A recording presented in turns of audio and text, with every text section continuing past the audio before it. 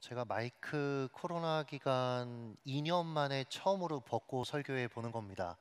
그래서 굉장히 감회가 새로운데요. 또 여러분들을 만나서 참 기쁘고 감사하고 어려울 때에 영혼을 향한 구령, 한국 교회를 향한 사랑 갖고 믿음의 선배들이 이렇게 잘 버텨주셔서 감사하다라는 말씀도 드리겠습니다. 말씀을 먼저 본문을 읽고 그리고 나서 제목을 읽고 그리고 우리 말씀을 나누겠습니다. 요나서 4장 10절과 11절 말씀입니다. 제가 10절, 여러분이 11절 내용을 생각하면서 읽겠습니다. 여호와께서 이르시되 내가 수고도 아니하였고 재배도 아니하였고 하룻밤에 났다가 하룻밤에 말라버린 이 박농쿨을 아꼈거든. 여러분이요, 11절. 네, 제가 읽겠습니다. 하물며 이 큰 성읍 니느웨에는 좌우를 분별하지 못하는 자가 12만 명이요 가축도 많이 있나니 내가 어찌 아끼지 아니하겠느냐 하시니라. 아멘. 말씀의 제목을 한번 같이 소리를 내서 읽어 주셨으면 좋겠습니다. 준비가 안 됐으면 제가 읽어 드리겠습니다. 한국 개신교의 유통기한은 남아 있는가라는 질문에 대한 대답.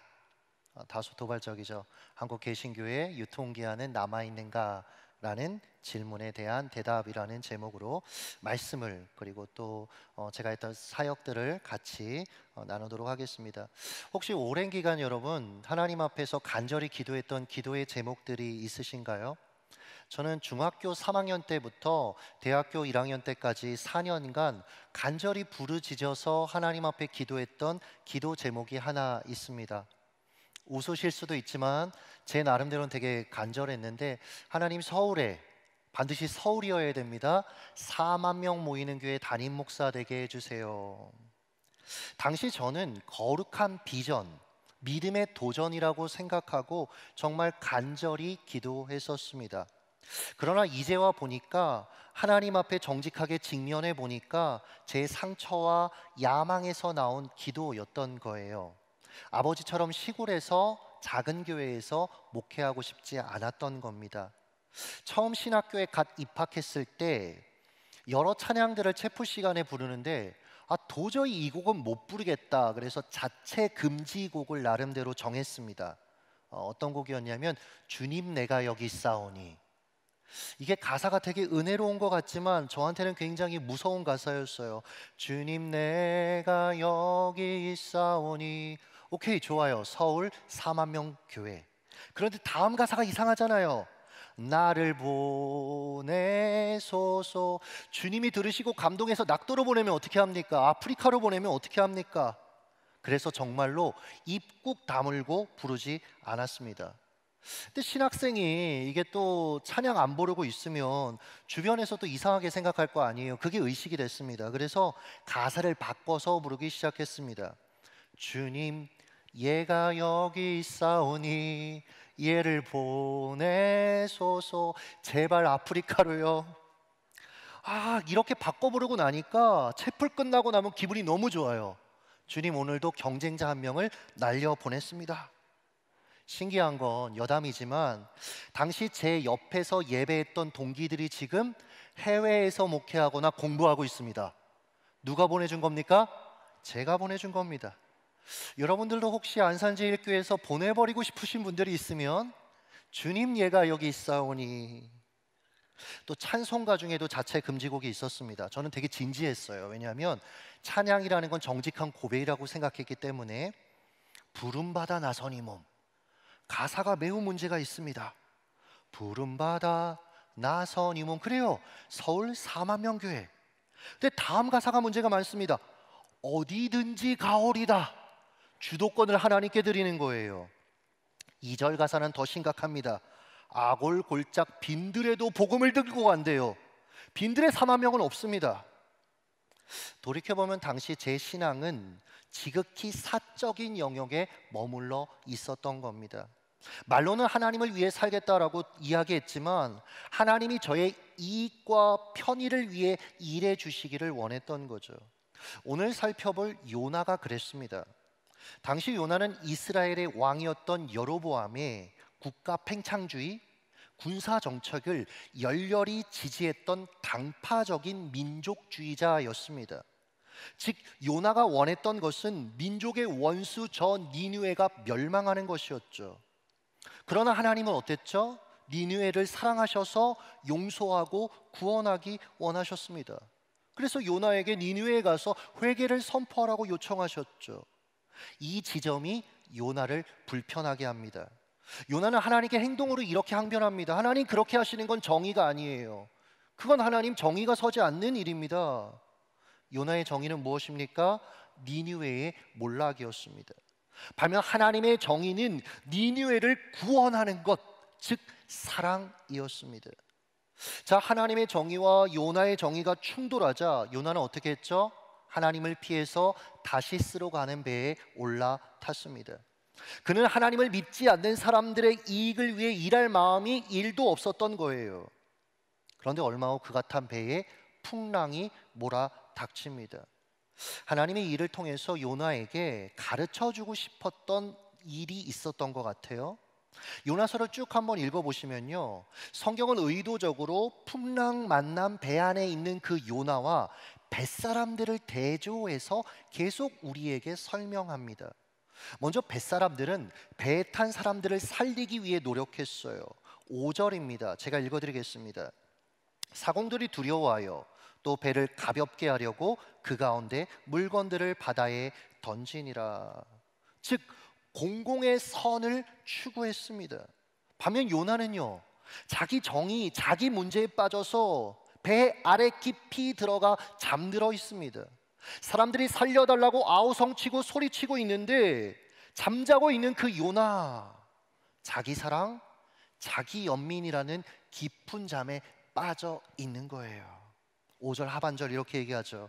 그러나 요나는 배 밑층에 내려가서 누워 깊이 잠든지라. 자, 선장이 잠자고 있는 요나를 흔들어 깨우면서 말합니다. 6절, 자는 자여 어찌함이냐, 일어나서 내 하나님께 구하라. 혹시 하나님이. 선장은 요나에게 공공의 선을 위해서 기여하라고 지금 요청하고 있는 겁니다. 너는 왜 그렇게 이기적으로 행동하고 있느냐라는 겁니다. 저는 이 지점이 코로나19 기간 교회를 향한 세상의 외침이 아닐까라는 생각을 하면서 지내고 있습니다. 코로나가 시작되던 지점에 한국 개신교회 유통기한은 남아있는가라는 다소 도발적인 칼럼을 읽게 됐습니다. 사실 칼럼이 주장하는 내용이나 논리는 전혀 아프지 않았어요. 무신론적 관점에서 늘 나오는 주장이었고 이를 반박할 기독교 변증학 관련된 어떤 논리들이 제게 다수 있기 때문에 사실 그렇게 심각하게 받아들이지 않았습니다. 하지만 칼럼이 나온 시점과 제목이 너무 아프게 느껴졌어요. 한창 교회가 세상으로부터 지탄받고 욕먹고 있던 시점이었습니다. 휴 마틴의 요나서 주석의 한 대목이 그때 생각났어요. 제목이 이것입니다. 세상이 교회를 꾸짖다. 읽어드리겠습니다. 한 배에 탄 사람들의 어려움에 관심을 두지 않고 자신의 문제에 빠져 깊이 잠든 요나를 선장이 꾸짖고 깨운다. 배에 탄 구성원들의 안전을 위해 도움이 될 만한 일을 하라고 요청하지만 요나는 아무 일도 하지 않는다. 그래서 선장은 요나를 꾸짖는다. 요나가 그들의 공공의 선에 아무런 관심이 없기 때문이다. 선장은 그리고 세상은 말한다. 우리의 어려움에 어쩌면 그렇게 무심할 수가 있어? 어째서 당신의 믿음을 공공의 선을 위해 사용하지 않는 거요? 세상이 교회를 꾸짖고 있습니다. 사실 외부에서만 교회를 꾸짖고 있는 것이 아니에요. 2016년 욕먹는 기독교에 대한 평신도의 고민이라는 컨퍼런스에서 이병주 변호사는 교회가 욕먹는 이유를 4가지로 요약합니다. 긍휼이 없는 기독교, 정치적으로 편파적인 기독교, 자기 신앙만 챙기는 개인주의적 기독교, 사회의 아픔을 남몰라하는 구경하는 기독교. 세상이 우리의 모순을 보았고 그 모순이 들통났던 겁니다. 자기 정의, 자기 사랑, 자기 이익에 사로잡혀서 하나님의 정의, 하나님의 사랑을 세상에 보이지 못하는 우리의 현실이 아프게 적나라하게 드러났다라는 것이죠. 코로나19는 어찌 보면 교회와 성도에게 우리가 세상과 한 배를 타고 있음을 절감하게 해 주었습니다. 교회가 한 배를 탄 세상을 향해서 어떤 태도로 살아야 할 것인지 고민하게 해 주었습니다. 로드니 스타크라는 학자가 있어요. 기독교의 발흥이라는 책을 썼는데 이분 기독교인 아닙니다.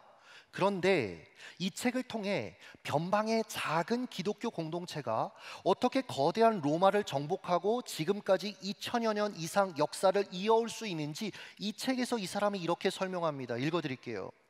여러 요인 중 결정적인 것이 초대교회 당시 두 차례 걸쳐 일어난 대역병이었다. 1차가 165년 마르쿠스 아울렐리우스 시대에 전 제국의 3분의 1 정도가 전염병으로 사망했고, 2차로 251년 알렉산드리아 인구 3분의 2가 사망할 정도로 엄청난 전염병이 있었다. 어떤 의학 사가들은 이 역병이 서구 최초로 천연두가 출현한 것이 아닐까 의심한다.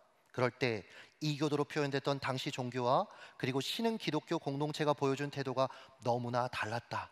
당시 종교와 그리고 당시 로마 사회나 이교도들은 좌절하거나 종교인들이 먼저 도망갔고, 그 결과 쌓여 있던 시체들이 방치돼 쥐들이 병을 더 옮길 때 초대교인들은 이들을 다 정리하고 장례를 치렀다. 그런데도 기독교인 사망률은 극히 적었다.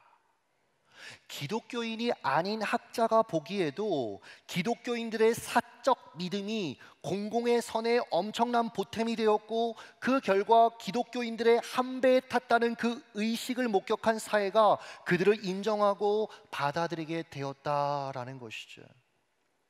사실 어떻게 보면 이것이 진정한 기독교의 모습 아닐까요? 자신을 희생하셔서 인류를 구원하신 예수님의 이 사랑, 주님이 우리와 한 배에 탔다는 의식 없다면 여러분 어떻게 성육신하여 이 땅에 오셨겠습니까? 우리의 그 절망적인 상태를 아파하시며 그 문제를 해결하시기 위해 성육신하신 예수님, 십자가에 자신을 내어주신 예수님, 이 사랑을 경험한 초대교회 성도들은 자기의 유익과 이익을 구하지 않았습니다. 다른 이들의 이익을 위해 희생하고 섬기고 도왔고 복음을 전했습니다. 그 결과 핍박자들조차 그들을 칭송하고 존경했다라고 성경은 평가하고 있죠. 반면 오늘날 한국교회와 성도들은 어떤 것 같습니까? 많은 영역에서 우리의 사적 믿음이 공공의 선에 전혀 보탬이 되지 않는 모습들을 보게 됩니다. 우리만의 성을 쌓아요, 규모를 자랑하고 나의 성공을 자랑하고 남들의 어려움을 보면서 나한테는 저 어려움이 안 와서 난 참 다행이다, 안도의 한숨을 내쉽니다.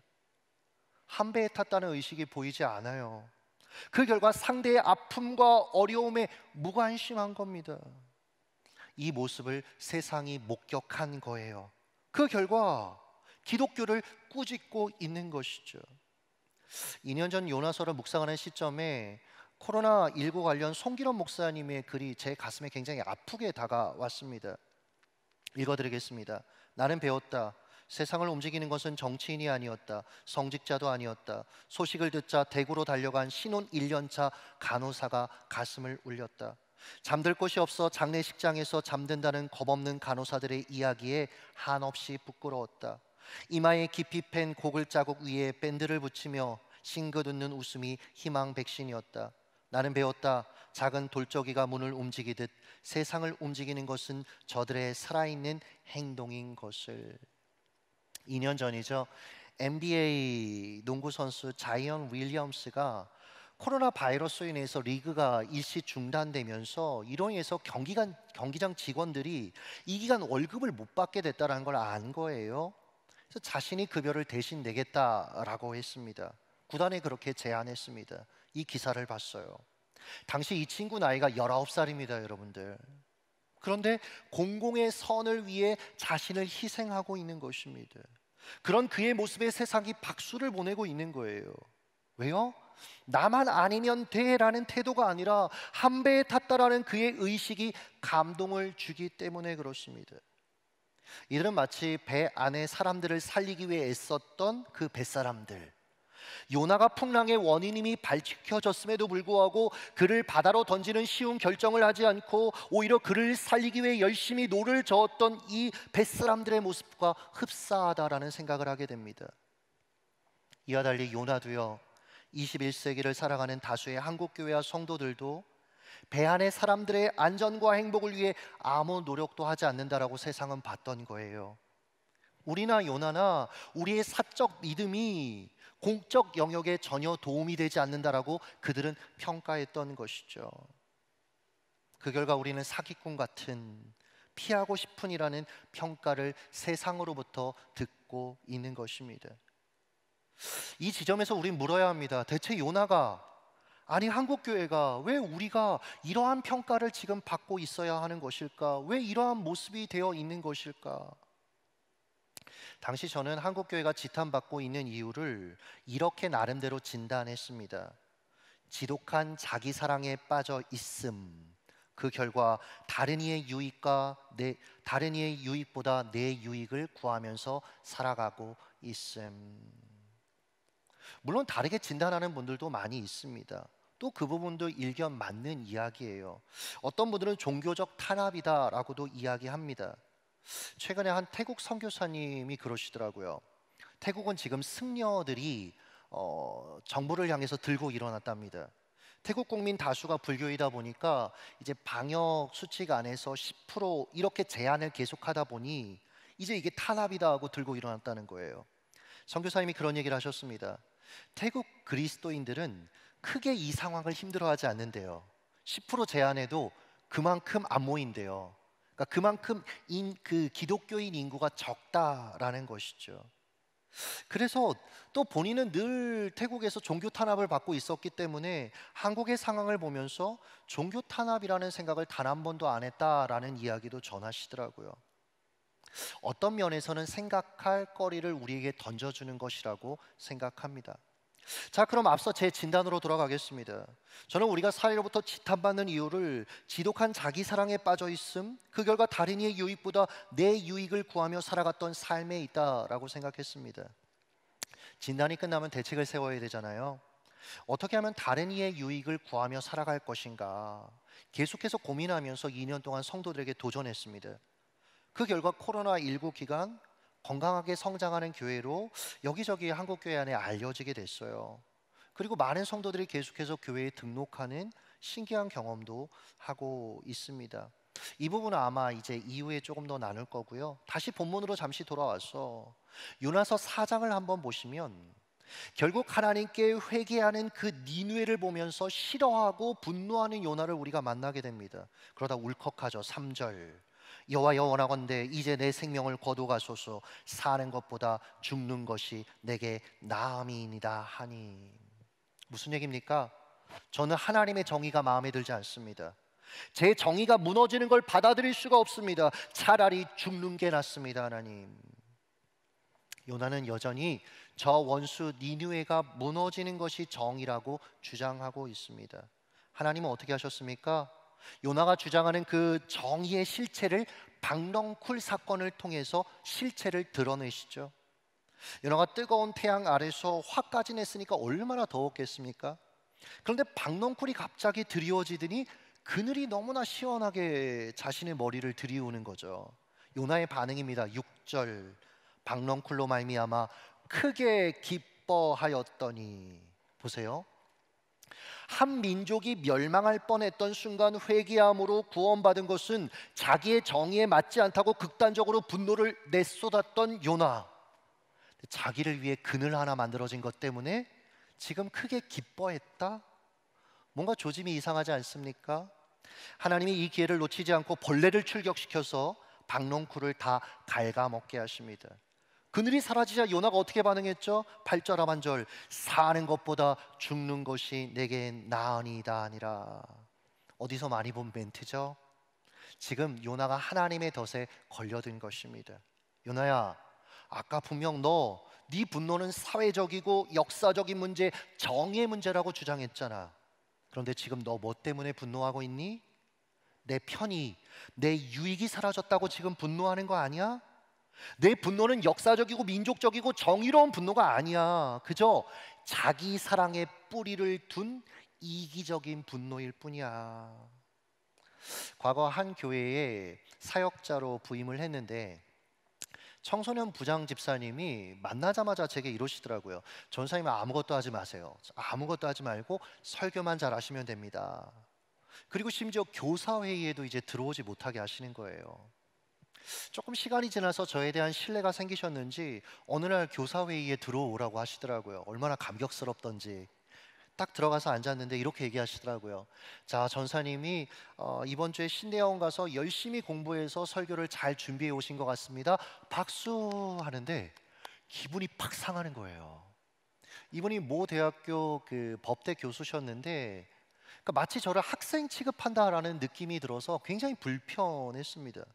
저분은 도대체 왜 저럴까? 저분만 없으면 내 사역이 보다 괜찮을 텐데, 우리 공동체도 행복할 텐데 라는 생각을 제가 했어요. 그러다 첫 수련회를 가게 됐습니다. 마지막 날 밤에, 예전에는 세족식 많이 했잖아요. 이제 앞에서 사회하면서 서로 발을 씻겨주라고 쭉 멘트를 하다가 하나님께서 제게 어떤 감동을 주시냐면, 너 가서 저 부장지사님 발 씻어드려라.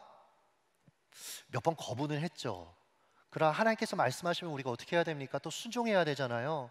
그래서 또 털레 가서 지사님 제가 발 씻겨드리겠다고 하니까, 그분도 저하고 관계가 별로 대면 하니까 됐다고, 빨리 가서 아이들 신경 쓰시라고. 아니라고, 하나님이 주신 감동이 있다고 제가 양말을 강제로 벗겨가지고 그분 손 한 움큼 물을 떠서 그분 발에 탁 대는데 저도 모르게 눈물이 앙 터졌습니다. 제가 이렇게 말하고 있더라고요. 집사님, 제가 집사님을 사랑하지 못했습니다. 죄송합니다, 집사님. 잠시 후에 따뜻한 체온이 느껴져서 이렇게 보니까 그 집사님이 제 어깨에 손을 이렇게 얹으시면서 눈시울이 붉어지셔서 이렇게 말씀하셨습니다. 전도사님, 저 때문에 많이 힘드셨죠? 알고 있었던 거예요. 본인이 저를 힘들게 한다는 걸 알고 계셨던 겁니다. 그런데 이분이 나중에 알고 보니까 교육자들에 대한 어떤 상처가 되게 깊었어요. 그러니까 그 마음이 열리지 않았던 거죠. 닫혀 있었던 거죠. 그래서 제게 그렇게 행동했던 겁니다. 그 뒤로는요, 제게 정말 좋은 동역자가 돼 주셨습니다. 여러분 보세요. 저는 저분이 문제라고 생각했습니다.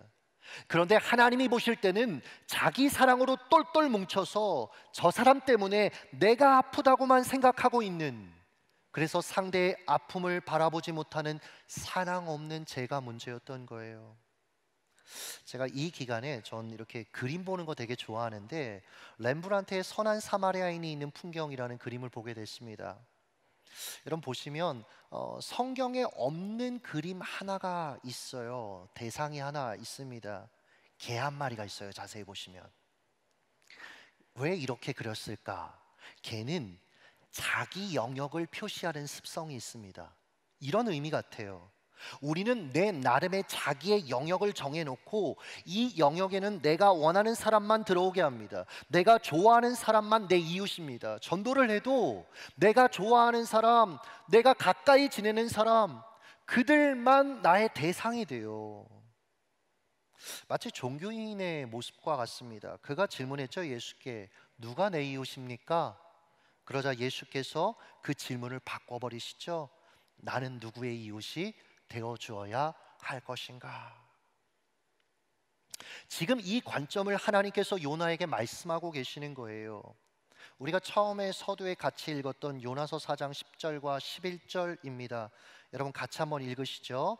여호와께서 이르시되 내가 수고도 아니하였고 재배도 아니하였고 하룻밤에 났다가 하룻밤에 말라버린 이 박농쿨을 아꼈거든. 하물며 이 큰 성읍 니느웨에는 좌우를 분별하지 못하는 자가 12만 명이요 가축도 많이 있나니 내가 어찌 아끼지 아니하겠느냐 하시니라. 아멘. 저는 이 말씀을 읽을 때마다 이렇게 해석합니다. 하나님은 나도 아끼시고 사랑하시지만 상대도 아끼시고 사랑하신다. 제가 교회를 개척한 지역은 김천입니다. 저는 당시 김천하면 그 김밥 천국 갈 때 김천 이건 알았는데 정말 지명으로 김천이 있다는 건 몰랐습니다. 왜냐하면 제가 살면서 경상도에 내려가 본 게 개척하면서 처음입니다, 여러분. 그래서 부산도 처음 가봤고 대구도 처음 가봤고 그랬는데 하나님의 어떤 강권하심이 있어서 시간 관계상 이 얘기는 하지 못하지만 하나님의 그 부르심이 있어서 결국 김천에 가게 됐습니다.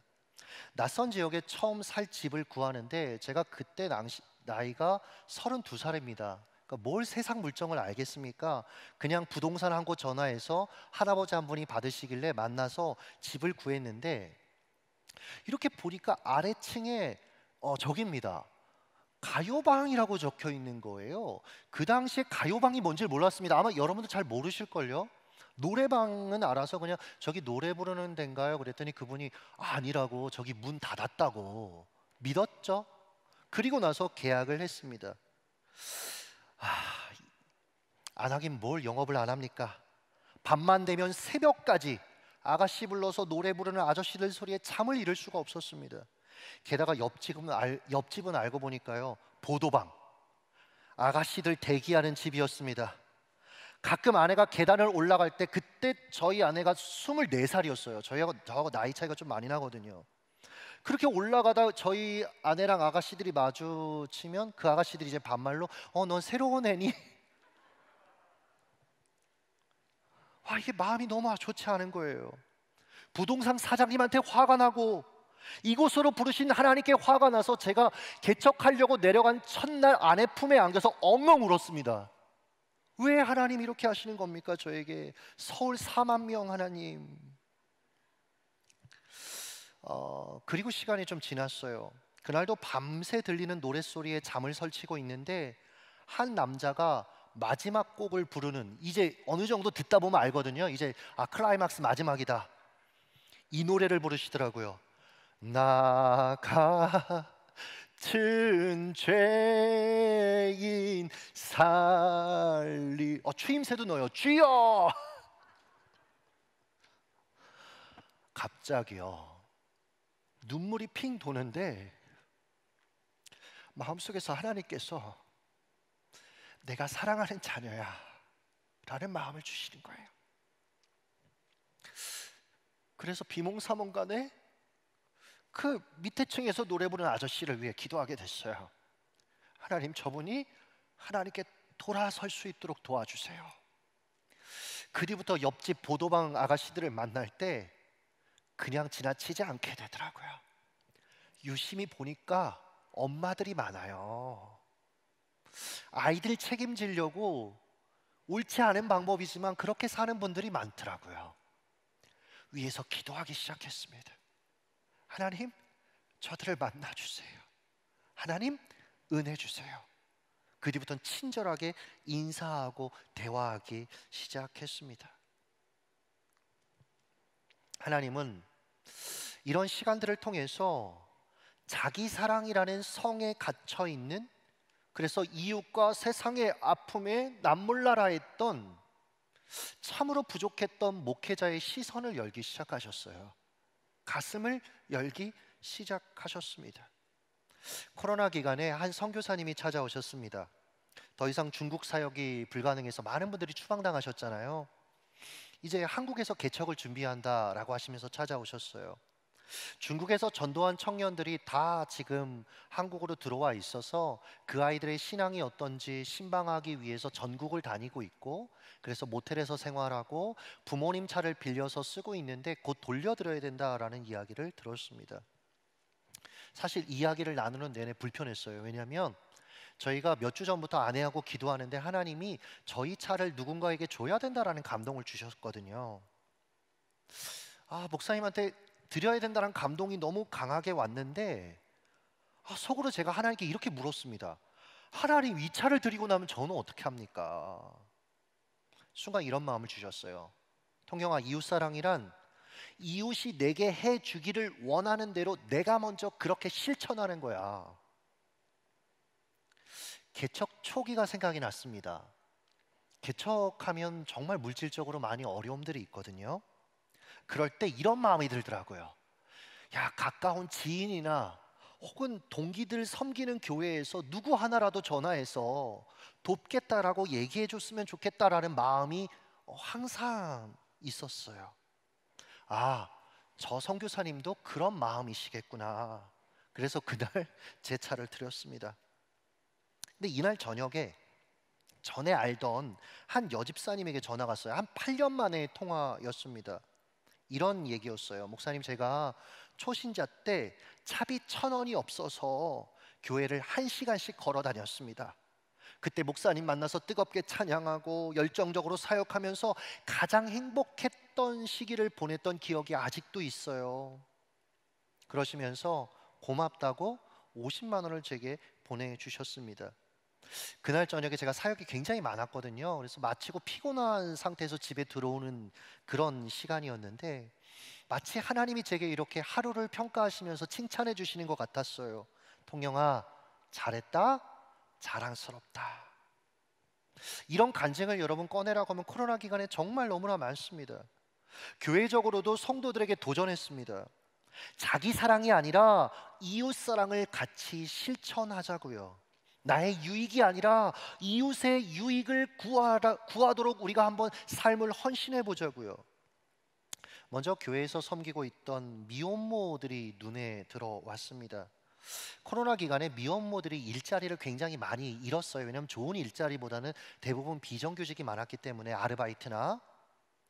그래서 미혼모 단체에 연락을 다시 한번 해보니까 들어왔던 지원들도, 왜냐면 기업들도 어려워지니까 사람들이 원래 내가 어려우면 이웃에게 손이 잘 안 가잖아요. 그러니까 후원 물품이 너무 없는 거죠. 그래서 어려움을 겪고 있는 것을 알고 대구 경북 지역 미혼모 250명에게 생필품 박스를 지원했습니다. 그때 원칙이 하나 있었어요. 가급적 물질적인 후원을 하지 마시고 필요한 물품을 교회로 직접 성도님들이 다 가지고 오세요. 그 당시에 저희가 비대면 예배를 하고 있었기 때문에 어떻게 보면 처음 모였던 겁니다. 그리고 나서 그 모인 생필품을 또 발런티어들을 받아서 그분들을 통해 포장하고 그리고 미혼모들에게 전달하는 그런 일들을 했습니다. 영상 잠깐 보실까요? 준비되셨으면. 네.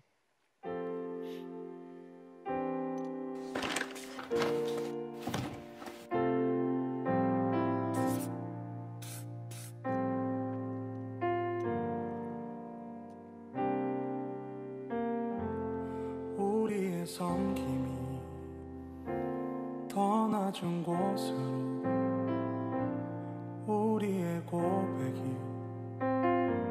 더 낮은 곳으로 쓰러져 있는 그들을 향해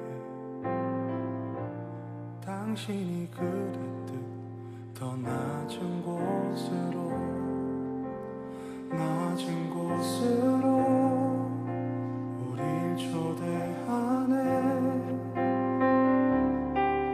함께하자고 말씀하시네. 우리도 예수 그 길을 따라 함께 가길 원하네.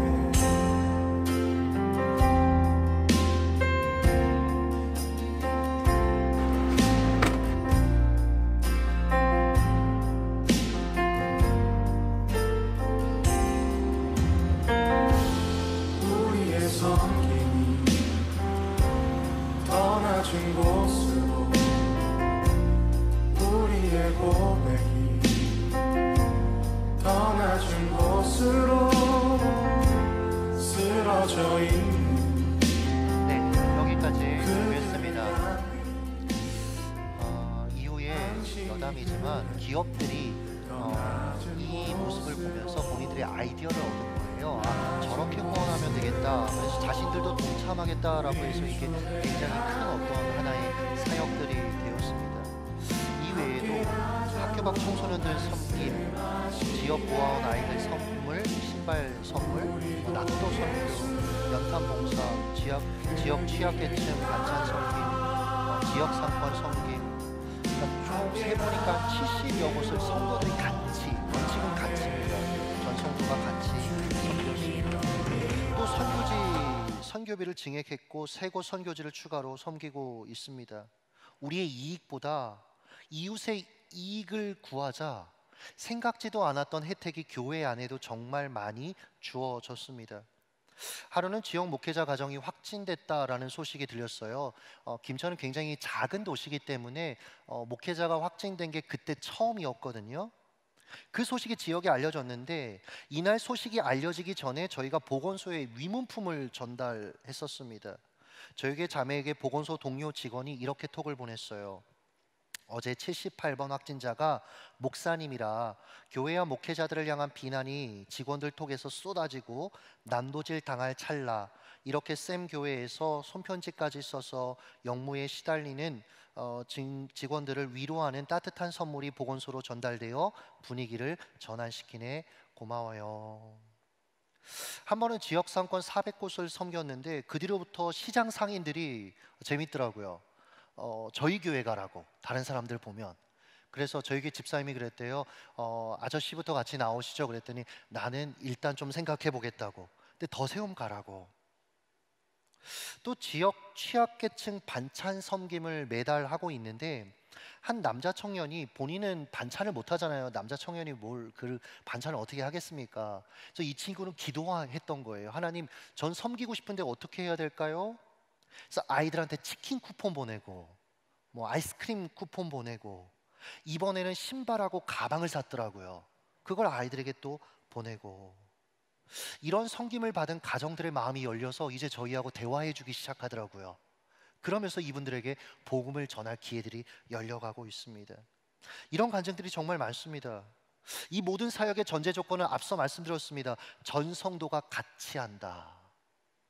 저는 이 말을 참 좋아해요. 한 사람의 10걸음보다 10사람의 한 걸음으로. 교회가 무언가를 잘 감당하는 것, 그것보다 더 중요한 건 전성도가 함께 느리지만 함께 걷는 것입니다.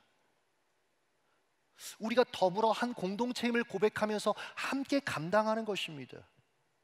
그 결과 전성도가 나 자신의 이익보다 이웃의 이익에 관심을 기울이면서 이기적인 마음이 교회 안에서 줄어들고 감사의 마음이 커지는 것을 보았습니다. 또 서로를 향한 섬김이 깊어져 가면서 교회 안에 물질적으로 어려움 당하는 지체들, 교회를 통해서 오히려 물질적으로 그들을 섬기는 일들이 정말 많이 일어났어요. 이번 코로나 기간에 보면 우울증이나 이런 정서적으로 어려운 분들이 굉장히 사실은 많이 어렵습니다. 더 어렵습니다. 가뜩이나 대면이 쉽지 않은데 더 대면이 어려운 기간이니까. 저에게 한 청년 보니까 상담을 받고 싶은데 상담을 받을 수 있는 돈인 자체가 아예 없었던 거죠. 그래서 같이 교회에서 또 그 지체를 섬기는 그런 일들도 있었고요. 한편 이 기간 성도들에게 여러분은 세상이 읽을 수 있는 성경입니다. 그리고 복음입니다 라고 도전했습니다. 그리고 일상의 예배자로 살아가자, 생활 예배자로 살아가자라고 도전했습니다. 그래서 만나는 사람들에게 친절하게 인사하고 그들의 필요를 채워주자라고 도전했습니다. 지난주에 제가 헬스장을 항상 출근 전에 헬스하고 그리고 출근을 항상 하는데 세 달 전에 이제 헬스장에 이렇게 나온 한 청년 중에 몸이 불편한 그런 친구가 있었어요. 그래서 제가 일부러 더 친절하게 인사하고 그리고 말도 걸고 그렇게 했는데 드디어 이 친구가 저한테 여기 오기 직전에 말을 걸면서 이렇게 얘기하는 거예요. 운동 언제 마치세요? 그래서 제가 당황해서 왜요? 그랬더니 같이 나가려고요. 그래서 저는 속으로 내가 뭘 잘못했나? 왜 같이 나가려고 하지? 같이 나갔습니다. 그랬더니 이 친구가 그러더라고요. 자기 원래 크로스핏 코치로 서울에서 일했었는데 근데 이제 사고를 당한 거죠. 그러면서 반신이 이제 불편한, 언어도 어눌해진, 자기 얘기하면서 저한테 그렇게 운동하면 안 된다고. 제가 얼마나 황당했는지, PT까지 받으면서 얼마나 열심히 운동을 했는데 전문가가 보기에는 그렇게 운동하면 안 됐던 거예요. 운동 팁을 저한테 알려주더라고요. 그래서 제가 그런 마음을 안고 안산으로 올라왔습니다. 아, 이제 복음 전할 수 있는 길이 열렸구나. 복음 전도가 여러분 꼭 뭐 사형리를 다 유창하게 암송하거나 설명하거나 전도 폭발 훈련 받아서 그것을 다 할 수 있어야 할 수 있는 것 아닙니다. 요나를 보세요. 억지로 니느웨에 가서 여러분 단 한 문장 얘기했습니다. 니느웨 40일 뒤에 망한다. 이 한마디 했습니다. 3일 걸어 다니며 복음 전해야 될 그 거리를 고작 하루 다니면서 그냥 대충 전했습니다. 그런데 왕으로부터 시작해서 모든 이들이 하나님 앞에 회개하는 역사가 일어났죠. 여러분, 복음이 역사합니다. 여러분을 통로로 하나님의 복음은 능력이 있어 역사합니다. 여러분, 우리가 이 확신이 없으면 복음 전할 수 없는 거예요. 우리는 그저 통로가 되면 되는 것이다 라는 거죠. 제게 한 여집사님이 오시더니 이웃에 있는 아주머니들, 본인 친구들 전도하고 싶다, 복음 전하고 싶다라고 하면서 성경 공부를 열어달라고 하더라고요. 그래서 뭐 목사가 또 안 된다고 하면 안 되잖아요. 그래서 그래요, 그럼 우리 한번 해봅시다. 우리 아파트, 우리 집으로 다 모이십시오. 막상 했더니 정말 아주머니 6명이 모였어요. 제가요, 모태신앙으로 자라서 목회하면서 지금까지 살았지만 불신자들에 둘러싸여서 성경 공부하기 그때가 처음이었거든요. 너무 긴장되고 뭘 해야 될지 모르겠고, 근데 이미 일은 다 저질러 놨고 에라이 모르겠다고 교회에서 성도들 가르치는 초신자 교육을 그분들한테 가르쳤어요.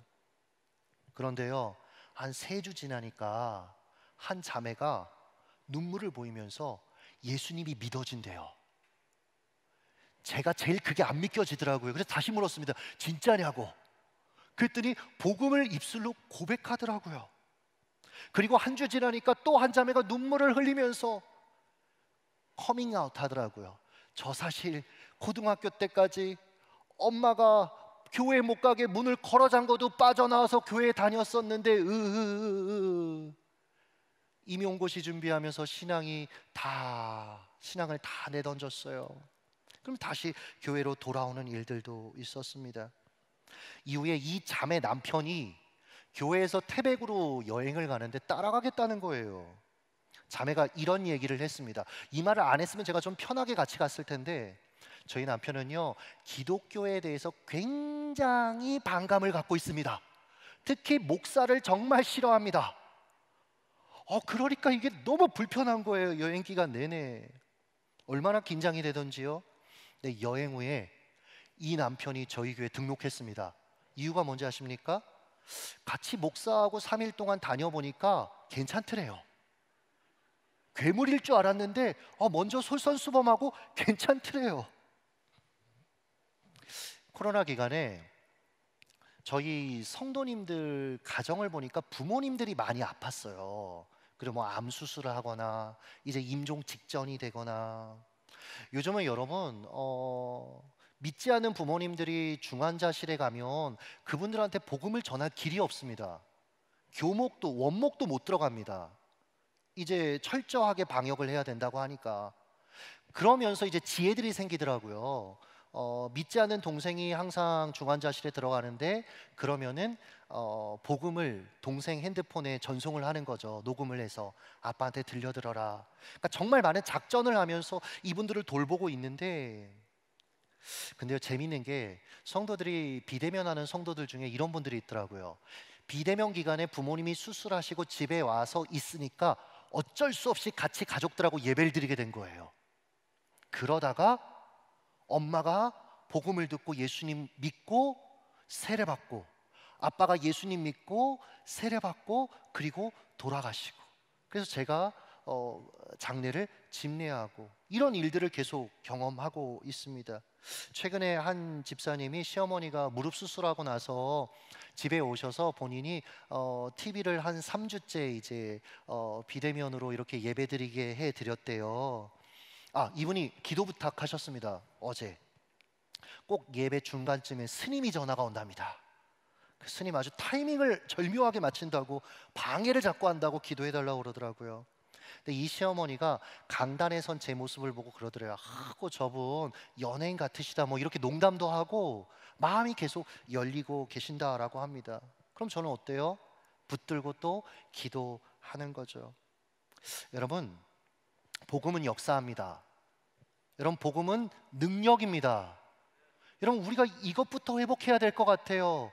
전도에 미련한 것을 통해 하나님은 영혼을 구원하십니다. 어떻게 하느냐? 방법론은 제가 아까 전도 담당 목사님과 대화하는데, 여러분 너무 여러분들이 탁월하게 하고 계셔서 사실은 제가 드릴 말씀이 없습니다. 무슨 함께 라면? 뭐 이렇게 라면을 가지고 어떻게 이런 얘기를 할까? 그리고 전도하고 나서 그분이 정말로 오시면 냄비도 드린다면서요. 거기에 끓여 먹으라고요. 끓여주라고요. 그래서 제가 배워서 갑니다. 여러분, 방법론은 정말 탁월한 것들이 많아요. 근데 중요한 건 뭐냐면 복음에 대한 확신입니다. 그리고 또 하나는 이웃에 대한 사랑이에요. 이웃에 대한 관심입니다. 우리의 영역을 하나님 앞에서 허물어버리고 그들의 일상으로 들어가는 거예요. 삶의 예배자가 되는 겁니다. 그리고 교회가 한 사람의 10걸음보다 10사람의 한 걸음이 돼서 함께 한 영혼 한 영혼을 섬기는 거예요. 그러면요, 여러분, 내가 희생하는 것 같죠? 아니요. 하나님 주시는 많은 은혜들을 누리게 되실 겁니다. 하나님 주시는 많은 축복들을 받게 되실 겁니다. 말씀을 맺도록 하겠습니다. 저희 교회가 코로나 기간에 많이 성장했어요. 그래서 참 좋았습니다. 근데 작년 한 1년 됐네요. 저희 교회 사역자 중에 한 친구가 이제 생명을 끊는 그런 시도를 한 거예요. 나중에 이제 그 친구의 글들 뭐 여러 가지 보니까 그리고 심리적인 상담을 받으면서 보니까 결국은 이제 급성으로 우울이 왔고 우울증이 왔고 그 기간에 한 일주일 이상 불면증으로 잠을 자지 못하고 그러면서 이 친구가 뭐 유서도 제대로 쓰지 않고 뭐 결혼한 지 1년도 안 된 아내한테 뭐 여보 미안해 3마디 정도 그냥 녹음하고 그리고 그런 시도를 한 거예요. 그 상황들을 이제 다 수습하고 그 친구는 혼수 상태에 있는데 병원에 집어넣어 놓고 사모님 데려와서 상황 보게 하고 부모님 오게 해서 같이 이야기하고 저도 말이 아니더라고요. 이런 얘기는 들어본 적도 없고 제가 이런 일을 겪을 줄은 몰랐습니다, 사실. 그래도 정말 기도하면서 이 상황들을 감당하고 그리고 이제 깨어났을 때 물론 의사는 깨어나도 가는 가망이 없다. 일상으로 복귀할 수 없다. 6개월 안에 다시 혼수 상태가 될 거다라는 얘기들을 했고 저는 성도들에게 기도 요청도 하고 현재의 상황을 알리려고 한 일주일 내내 성도들에게 전화했습니다. 그래서 제가 그때 이런 얘기했어요. 우리가 진리와 은혜를 이야기해야 하는데 지금은 은혜를 이야기합시다. 그리고 이 친구가 하나님 앞에 다시 회개할 수 있도록 교회가 기회를 주고 그 뒤에는 철저히 회개할 수 있도록 도웁시다라는 이야기를 했습니다. 그리고 나서 결국은 감사하게도 깨어났어요. 그래서 다시 교회로 복귀하고 이런 일들이 있었는데 근데 복귀를 해도 지능 수준이 어떻게 보면 그냥 아이예요. 감당이 안 돼요. 처음에는 다시 그럴까봐 사모님이 밤에도 일하는 직업을 갖고 있었거든요. 그래서 저와 교육자들이 서로 로테이션을 돌면서 이 친구 집에서 잠을 자고 그리고 또 출근하는 거 다 관심 갖고 신경 쓰고 그래서 제가 이 기간에 그러한 시도를 하는 그런 성도들, 그런 가정, 그런 남편이든 아내가 자녀가 있는 분들의 그 불안함이 뭔지를 알겠더라고요. 이게 보통 일이 아닌 거예요. 그런 과정들을 통해서 이 친구를 계속해서 교회에서 제가 처음에 한 6개월은 유급 휴가를 줬고요. 성도들과 같이 얘기해서 100% 다 동의해 주셨어요. 그리고 나서 지금도 이제 계속 교회에서 사역은 하고 있지만 사실은 제대로 된 사역은 하지 못하는 거죠. 어떨 땐 속이 터집니다. 어떨 땐 말도 안 하고 막 안 나오기도 하고 무언가 정말 화장실 청소만이라도 해달라고 부탁을 하는데 때로는 화장실 변기 2개 다 막혀 있고 그럼 너무 마음이 또 어렵고 도대체 이 친구를 어떻게 해야 될 것인가 그런 마음이 들고 제가 그때 저희 교육자들하고 딱 한 가지를 서로 약속했어요. 우리 하나님의 사랑으로 이 친구를 칭찬하고 격려해서 이 친구가 어떻게 되는지 한번 우리 몇 년 동안 한번 봅시다. 우리 그저 칭찬하고 격려하고 위로하고 대신에 그 얘기 무슨 얘기냐면 저희가 이 친구가 해야 될 일을 다 나눠서 해야 된다는 이야기입니다. 쉽지 않은 일이죠. 그러나 같이 감당하고 있어요. 그러면서 제가 저 자신을 돌아보니까요 인간이 많이 돼가더라고요. 예전에는 저 굉장히 사역을 할 때 철두철미한 사람이어서 교육자들에게 하나하나 작은 것 하나라도 디테일하게 다 보고를 받았던 사람인데 요즘은요, 얼마나 마음이 너그러워지는지 그냥 수고하는 교육자들 보는 것만으로도 너무 안쓰럽고 고마워서 수고한다고. 그러니까 교육자들이 처음엔 당황스러워 하더라고요. 왜 이럴까 우리한테. 그러면서 교육자들 분위기도 너무 좋아지고 서로 섬기고 서로 위로하고. 저희 성도님들이 그러더라고요. 교육자들의 그런 모습을 보면서 은혜 받는다고. 그러면서 우리 교회가 자랑스럽고, 그래서 우리 교회를 끊임없이 다른 이들에게 말하게 되고, 특별히 믿지 않는 사람들한테 자신감을 갖고 와보라고 이야기한다고. 왜냐하면 여기 복음이 있고 여기 복음이 정말 실제적으로 살아 역동하는 모습을 볼 수 있다라고. 저는 안산제일교회가 한국교회의 그런 교회라고 생각을 해요. 늘 흠모하는 모습이 목회 후배로서 있고요.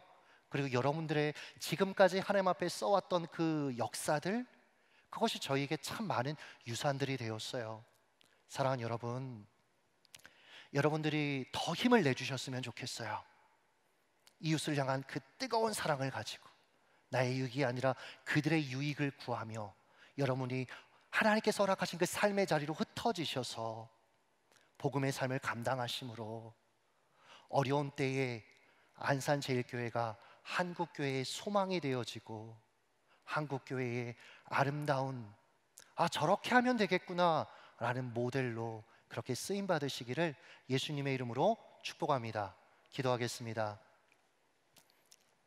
하나님, 하나님의 이름을 두신 교회, 예수 그리스도의 복음의 능력을 두신 교회, 믿음의 성도님들과 함께 주의 말씀을 나눴습니다. 우리 안에 나 자신만을, 나 자신의 유익만을 구하는 마음과 삶은 없었는지 주님 앞에 회개하며 나아갑니다. 주님 마음 우리에게 주십시오. 주님의 마음으로 이웃을 바라보게 하시고 주님의 마음으로 다른 이의 유익을 구하며 살아갈 수 있도록 우리를 붙들어 주시옵소서. 삶의 예배자, 일상의 예배자로 우리 가운데 설정되었던 이웃의 경계를 허물고 우리에게 허락된 이들을 그리스도의 복음 가운데로 인도하는 귀한 일들에 승리할 수 있도록 축복하여 주시옵소서. 이를 위하여 앞서 헌신하는 우리 전도팀들 주여 위로하여 주시고 그 마음과 그 눈에 영혼을 향한 하나님의 마음을 날마다 허락해 주셔서 그 마음으로 인하여 힘있게 감당할 수 있도록 은혜를 더하여 주시옵소서. 예수님의 이름으로 기도드렸습니다. 아멘.